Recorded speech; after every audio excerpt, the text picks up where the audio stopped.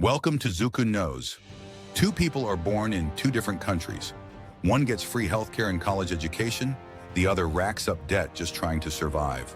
Is that freedom or is it control? Today we're diving into the most controversial question in modern economics. Capitalism versus socialism. What are they really? And which one works better for you?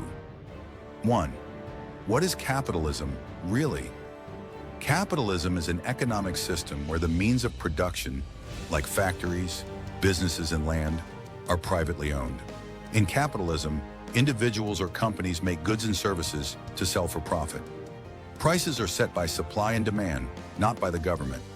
In theory, this leads to innovation, freedom, and competition. The more value you create, the more money you make. Sounds fair, right? But that freedom can also lead to inequality, because not everyone starts at the same place. 2. What about socialism? Socialism flips the script. In this system, the government, or the community as a whole, owns the means of production. The goal? Reduce inequality. Everyone gets access to basic needs: education, healthcare, housing. Instead of profits, the system aims for fairness. But too much control can backfire. Without profit incentives, some say innovation slows down. Others argue it just shifts the motivation. 3. Where did these ideas come from? Capitalism grew out of the Industrial Revolution, especially in 18th century Britain.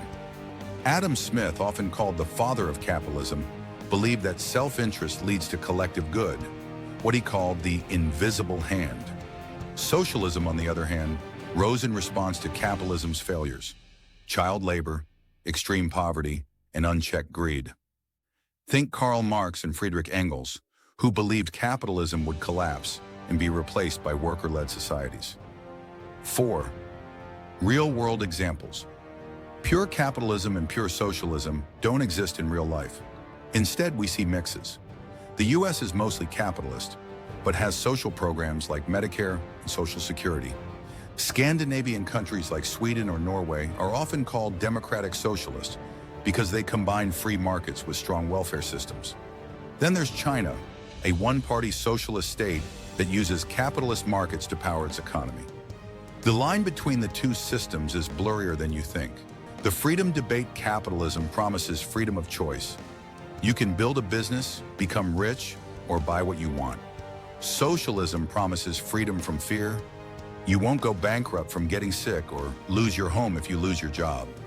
So, which kind of freedom do you value more? The freedom to rise or the freedom to fall without crashing? 6. Problems of capitalism. Let's be honest, capitalism isn't perfect. It often leads to income inequality, monopolies, and cycles of boom and bust. The richest 1% own more than half of global wealth. Meanwhile, millions can't afford rent. And because success is tied to profit, things like the environment or public health can get ignored. 7. Problems of socialism. But socialism has its flaws too. In many historical examples, government control led to inefficiency, corruption, or even oppression. Soviet Union, Venezuela, North Korea, these are often cited as cautionary tales. Critics argue that without personal incentives, people lose motivation to work hard or innovate. 8. Can we mix the two?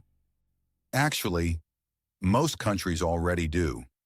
They take the best of both worlds, free markets with safety nets. This mix is often called a mixed economy, and it's the system used in most modern democracies. You can have private businesses and public healthcare.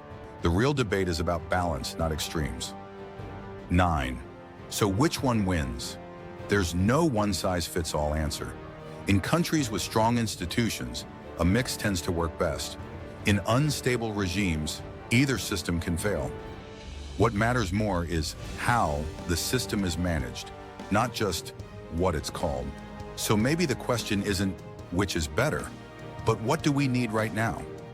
10. The future of ideology. New ideas are emerging. From universal basic income to blockchain-based economies, people are rethinking what a fair system looks like. Capitalism and socialism might just be the beginning, because in a world with AI, automation, and digital currencies, The next revolution in economics might not be red or green. It might be code. Thanks for watching Zukkun Knows. The world isn't black or white, and neither is this debate. But if this video helped you see the system a little clearer, maybe that's a step forward. Don't forget to subscribe for more thought-provoking stories every day.